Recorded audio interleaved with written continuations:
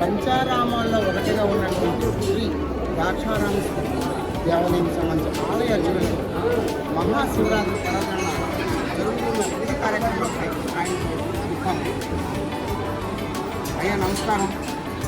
మీ ఆశీర్వచన పత్రాలు ఉదయాన్నే కావాలి. అదేవిధంగా ఈరోజు మహాశివరాత్రి సందర్భంగా ఎటువంటి కార్యక్రమం చేస్తున్నారు? ఓం నమ శివాయ. ముందుగా దక్షారామ భీమేశ్వరుని యొక్క ఆశీస్సులతో ఈ మహాశివరాత్రి పర్వదాన్ని పురస్కరించుకొని సమస్త మంది జీవులు కూడా సుఖశాంతితో సదామస్తూ ఈరోజు దక్షారామంలో శ్రీ భీమేశ్వర స్వామి యొక్క సన్నిధానంలో మనం ఉన్నాం.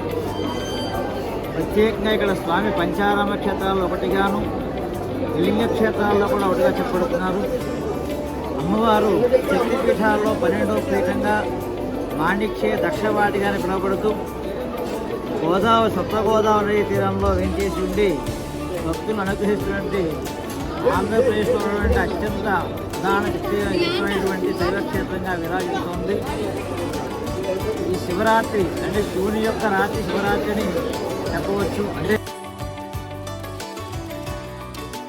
ద్రాక్షారామ పుణ్యక్షేత్రం ఈవో గారు ఆమెతో ఈరోజు మహాశివరాత్రి పర్వదినాన ఇక్కడ జరుగుతున్న ఏర్పాట్లపై ఆమెతో ఓం నమ శివాయ. పంచారామాల్లో ప్రముఖ క్షేత్రమైనటువంటి ద్రాక్షారామంలో వేచేసిన శ్రీ మాణిక్యాంబ సమేత శ్రీ భీమేశ్వర స్వామి వారి దేవస్థానంలో ఈరోజు మహాశివరాత్రి పర్వదినం పురస్కరించుకుని తెల్లవారుజాము 4 గంటల నుండి కూడా భక్తులు విశేష సంఖ్యలో శ్రీ స్వామి అమ్మవారి దర్శనానికి వచ్చిన్నారు. సుమారు ఇప్పటి వరకు 35,000 మంది వరకు భక్తులు వచ్చి ఉంటారనేటువంటిది మాకు ప్రాథమికమైనటువంటి అంచనా. ఇక్కడ విచ్చేసినటువంటి భక్తులకి ఉచిత దర్శనంతో పాటుగా విశిష్ట దర్శనం శేఖర దర్శనం గుడేళ్ళు ఏర్పాటు చేయడం జరిగింది. అలాగే అభిషేకాలు చేసుకునేటువంటి భక్తులకి సపరేట్గా ఒక లైన్ ద్వారా తీసుకొచ్చి వారికి ఒక ప్రత్యేక ప్రదేశాన్ని ఏర్పాటు చేసి అక్కడ అభిషేకాలు జరిగే విధంగా ఏర్పాటు చేసుకోవడం జరిగింది.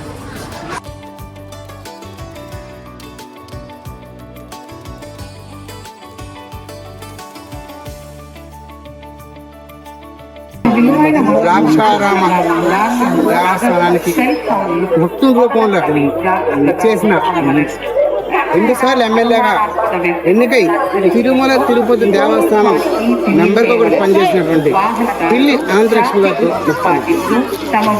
నమస్తే మేడం.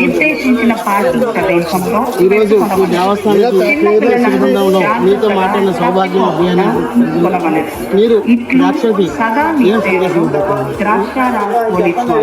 ద్రాక్షారామం మాణిక్యమ్మ టెంపుల్కి మేము దర్శనం చేసుకోవడానికి వచ్చి శివరాత్రికి ప్రజలందరికీ కూడా శ్రీ మాణిక్యాంబ సమేత శ్రీ భీమేశ్వర స్వామి వారి దేవస్థానములకు విచ్చేసిన భక్తులకు స్వాగతం స్వాగతం.